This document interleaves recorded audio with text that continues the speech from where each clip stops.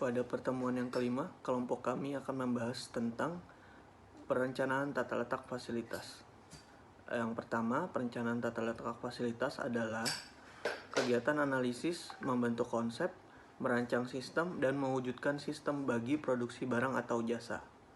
Tata letak pabrik yang terencana dengan baik akan menentukan efisiensi dan juga menjaga kelangsungan kerja ataupun kesuksesan kerja pada industri. Oke, selanjutnya saya akan menjelaskan tentang strategi tata letak.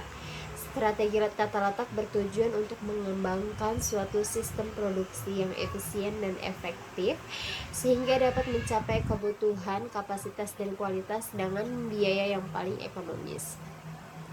Strategi ini mencakup desain atau konfigurasi dari bagian-bagian, pusat-pusat kerja, dan peralatan yang membentuk proses perubahan dari bahan mentah menjadi bahan jadi.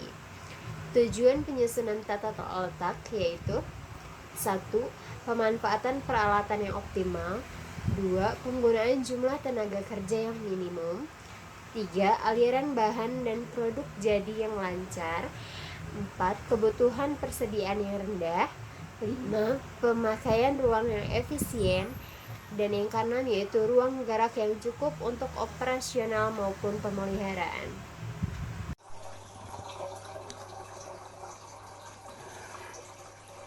Baik, saya akan melanjutkan penjelasan dari teman saya. Sekarang kita akan masuk pada poin yang ketiga, yaitu jenis-jenis tata letak. Yang pertama, tata letak proses. Tata letak proses adalah penyusunan tata letak di mana alat sejenis mempunyai fungsi yang sama, ditempatkan dalam bagian yang sama. Contohnya seperti pergudangan, rumah sakit, dan universitas. Keuntungan dari tata letak proses: yang pertama, memungkinkan utilisasi alat mesin yang tinggi. Yang kedua, memungkinkan penggunaan alat-alat multiguna sehingga dapat dengan cepat mengikuti perubahan jenis produksi. Yang ketiga, sangat fleksibel dalam mengalokasikan personil dan peralatan. Yang keempat, investasi yang rendah karena dapat mengurangi duplikasi peralatan. Kemudian selain dari keuntungan, pada tata letak proses ini ada juga kelemahan. Kelemahan dari tata letak proses: yang pertama, pengawasan produksi lebih sulit. Yang kedua, meningkatnya persediaan barang dan dalam proses. Yang ketiga, total waktu produksi per unit yang lebih lama. Yang keempat, memerlukan skill yang lebih tinggi.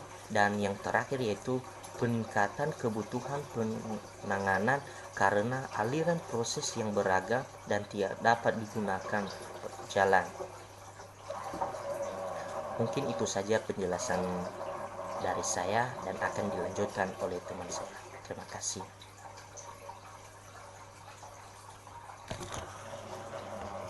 Assalamualaikum warahmatullahi wabarakatuh. Saya akan melanjutkan penjelasan dari teman saya sebelumnya. Nah, di sini saya akan menyebutkan kelebihan dan kekurangan menerapkan sistem tata letak produk. Yang pertama itu ada aliran material yang langsung dan simpel. Nah, yang kedua, proses yang rendah untuk persediaan barang. Yang ketiga, waktu produksi yang rendah. Yang keempat, rendahnya dalam kebutuhan material handling. Yang kelima, mudah dalam melakukan pengawasan produksi. Yang keenam, hanya memerlukan skill tenaga kerja langsung.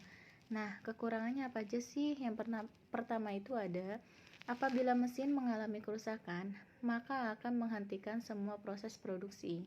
Yang kedua, tidak efektivitasnya tata letak diakibatkan apabila desain produk mengalami perubahan. Yang ketiga, bottleneck dapat mempengaruhi seluruh proses produksi. Yang keempat, membutuhkan investasi peralatan atau mesin yang baru. Sekian dari saya. Selanjutnya akan dilanjutkan oleh teman saya. Wassalamualaikum warahmatullahi wabarakatuh. Selanjutnya, kita akan membahas tentang tata letak posisi tetap. Tata letak posisi tetap diperlukan apabila karena suatu ukuran, bentuk, maupun karakteristik suatu produk yang tidak memungkinkan untuk dipindahkan. Produk tetap berada pada posisi yang telah ditetapkan, contohnya seperti kapal laut, pesawat terbang, maupun lokomotif. Tata letak posisi tetap memiliki keuntungan serta kelemahan. Keuntungan yang pertama yaitu berkurangnya geraknya material. Keuntungan yang kedua dapat mengakomodasi perubahan dalam desain produk, bauran produk, dan volume produk. Serta keuntungan yang ketiga adalah dapat memberikan kebanggaan kepada pekerja karena dapat menyelesaikan seluruh pekerjaannya.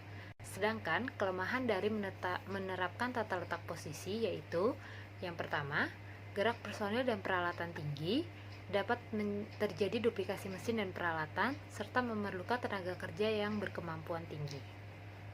Saya akan melanjutkan untuk membahas tentang keseimbangan lini. Masalah keseimbangan aliran proses produksi, adanya keseimbangan atau persamaan kapasitas atau keluaran dari setiap tahap proses dalam suatu runtutan ini. Ketidakseimbangan lini akan mengakibatkan penumpukan barang-barang dalam proses pada suatu bagian operasi dan akan mengalami pengangguran pada bagian-bagian operasi lainnya. Metode deterministik untuk memecahkan suatu masalah sebagai berikut. Yang pertama, metode-metode penyeimbangan praktikal. Lalu yang kedua, teknik-teknik penyeimbangan bantuan. Sekian penjelasan dari saya. Kurang lebihnya mohon maaf. Billahi taufik wal hidayah. Wassalamualaikum warahmatullahi wabarakatuh.